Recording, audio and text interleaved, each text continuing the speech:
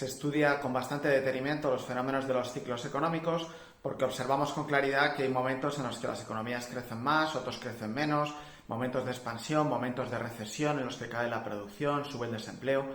y momentos de crisis. Las crisis económicas son momentos de recesión bastante severas.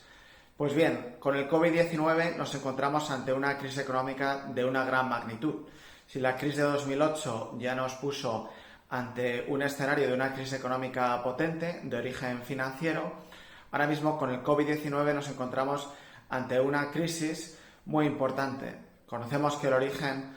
es la pandemia, tiene que ver con la salud pública. Inmediatamente este shock sanitario, podríamos decir, se ha trasladado a la economía real y ahí es donde la economía ha empezado a experimentar los problemas de la pandemia. Con el COVID-19 y con todas las medidas de confinamiento y con las consecuencias de esta pandemia, las economías se han paralizado. Se han paralizado las grandes empresas, las grandes cadenas de montaje, las empresas medianas, pequeñas, los establecimientos, los comercios, todo el tejido de la economía o una parte muy importante o partes muy importantes del tejido de la economía han tenido que parar y este es un ejemplo claro de una crisis de oferta de la economía. Asimismo, esta crisis de oferta, esta crisis real de la economía real, ha inducido una crisis de demanda bastante potente en la economía. Y esto es así porque las consecuencias del parón de la economía hace que mucha gente deje de trabajar o trabaje menos o vea en peligro su trabajo o se vea en dificultades económicas. Lógicamente, ante eso, una gran parte de la población responde de un modo en el cual se incrementa su aversión al riesgo, hay más incertidumbre, consume menos, las empresas invierten menos y eso lo que hace es reforzar esa crisis inicial que tiene que ver con el COVID-19. Estamos ante una crisis global. Esto es algo que es bastante evidente, como vemos en los medios, como vemos en muchos de los análisis, y eso tiene que ver con la naturaleza global de nuestra economía, porque estamos en un momento histórico en el cual la globalización sigue siendo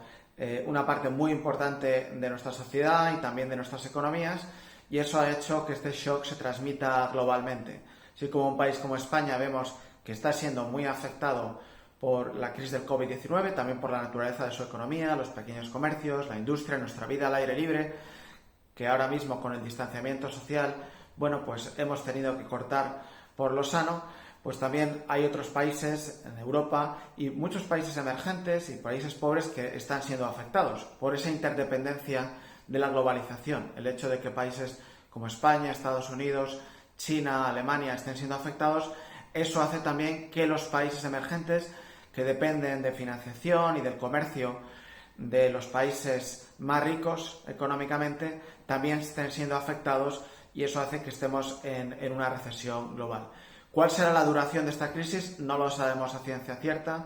pero sí que es cierto que el impacto mayor probablemente será ahora al principio porque se han tenido que parar muchas actividades de modo fulminante y luego es probable que la recuperación sea distinta en distintos países, los países son distintos, su tejido industrial es distinto y el ritmo de recuperación sea distinto, pero no parece probable que haya un rebote inmediato de las economías. Va a ser muy importante aquí el papel que juegue la política económica en mitigar los efectos de esta crisis, en particular las políticas actuales de seguro social, las políticas fiscales que están protegiendo a muchos empleos, muchos establecimientos para que puedan reabrir cuando vuelva la economía y la sociedad a su ritmo normal y también, diría yo, las políticas de demanda agregada, sobre todo en el contexto de la Unión Europea, de reconstrucción de muchas de nuestras economías. Eso también ayudará a las familias, a las empresas a salir de esta crisis con ayuda, con financiación y esperemos que esto sea lo antes posible.